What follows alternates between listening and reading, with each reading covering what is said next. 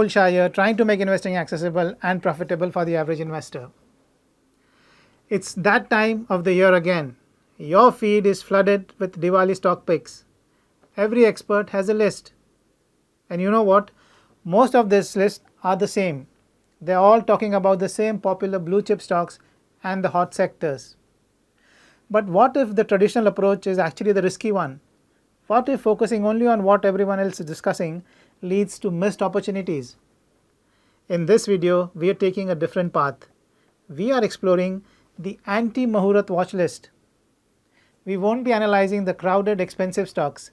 Instead, we will turn our attention to the corners of the market that many are ignoring. We are examining the unloved, the overlooked, and the potentially undervalued. Our goal is to provide you with a fresh perspective for your own research. So, let's begin. Our first stock on the list is Praj Industries.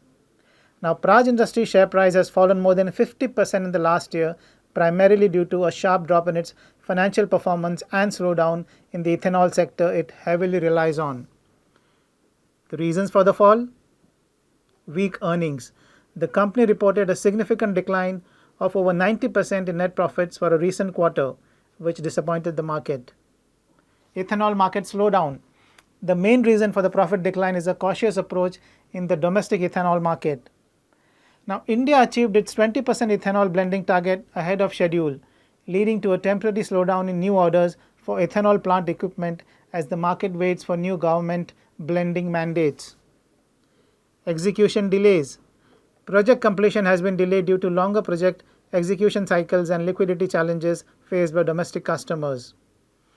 And international uncertainty. Geopolitical issues and uncertainty regarding US tariff policies have stalled some international capital expenditure decisions, which affects Praj's export-oriented business.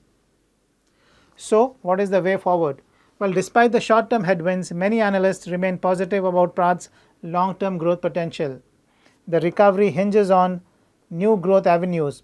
The company is diversifying into new high-growth areas like sustainable aviation fuel, compressed biogas, biobitumen, and green hydrogen.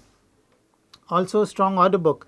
Praj still holds a strong order backlog, around 4,450 crores, which provides revenue visibility once project execution speeds up. Policy push. Further government push on higher ethanol blending targets like a roadmap for 25% blending or clarity on US tax credits for low carbon fuels could revive order inflow.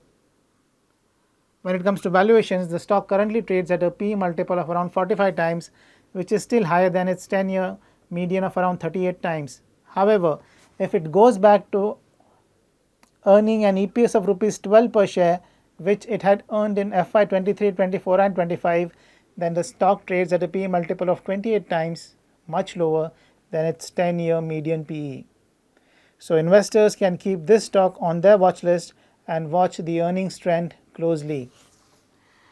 Another anti-Muhurat pick is a stock that is down 45% in the last 1 year. It is a bank which answers to the name of IndusInd Bank Limited. The stock trades below its current book value, whereas its long-term average price to book value is close to 2 times. The steep decline in IndusInd's bank share price over the last year is primarily due to governance and accounting concerns that shook investor confidence. Now, here are the major reasons why the stock price fell so much. Number one, accounting discrepancy. The biggest blow came from the bank disclosing a significant accounting mismatch in its complex financial products. This forced the bank to take a large financial hit and raise serious questions about the quality of its internal checks and transparency. Number two, leadership uncertainty. The Reserve Bank of India granted the bank CEO a shorter than expected term extension, which further fueled market worries about stable leadership and potential underlying issues. Number three, governance worries. These incidents combined led investors to doubt the bank's corporate governance standards and risk management practices, prompting a large-scale sell-off. So, what is the way forward? Well, the bank's recovery hinges on restoring trust. This requires transparency, that is, providing absolute clarity on the accounting issue and ensuring a full independent audit. Stronger controls, demonstrating to the RBI and investors that its internal governance and risk management are significantly strengthened. Succession planning, finalizing a clear and strong plan for the next CEO to ensure stable future leadership. So while the fundamentals of its core lending business remain decent, the stock's future performance is heavily tied to resolving these non-financial governance-related issues. So watch out for positive news on any of these fronts. The third stock you should keep on your anti-Muhurat watch list is Natco Pharma Limited. This stock is also down more than 40% in the last 1 year. What are the reasons behind this decline? Weak quarterly results.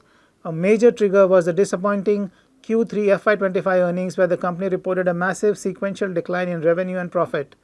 This lack of sales in Q3 shocked the market and led to a steep sell-off. Future revenue uncertainty. The stock is facing serious concern over the patent expiry for Revlimid in January 2026. Since Revlimid has been a blockbuster product, its eventual loss of exclusivity and the resulting flood of competition are expected to cause a significant decline in future revenues and profits starting from FY27. So, what is the way forward? Well, Natco's future largely depends on its ability to successfully launch new high-value generic products to replace the revenue from Revlimid. Key actions and opportunities include new product pipeline, successfully launching other complex generic drugs such as generic Ozempic, which it is partnered on, will be crucial. Strategic acquisitions. The company is making strategic moves such as its planned acquisition of a significant stake in South Africa's Adcock Ingram, which aims to provide a strong new market for expansion and diversification in the African continent. Legal wins and launches. Recent court victories, such as the one allowing the launch of the generic drug Risdiplam for spinal muscular atrophy in India, will also contribute, though their impact is smaller than the US market products. In conclusion, while the Revlimid, which is the generic version of the cancer drug, its impact looms large, investors should keep an eye out for other launches by the company. So these were the stocks for your anti-Muhurat watch list. These are the companies where, while further downside appears limited, they can really surprise you on the upside should things start going in their favor. Well, we are not done yet. We have a surprise for you. We are giving you 2 more stocks as bonus. Now, these are not anti-Muhurat stocks, but are companies that have done relatively well over the last 1 year and could end up doing well over the next 1 to 2 years. The first one is Motilal Oswal Financial Services Limited, and the second is Gillette India Limited. While the first one is riding the tailwinds of the financialization of domestic savings, the second one is a play on the premiumization of the Indian economy, where higher disposable incomes would lead to people buying more expensive products.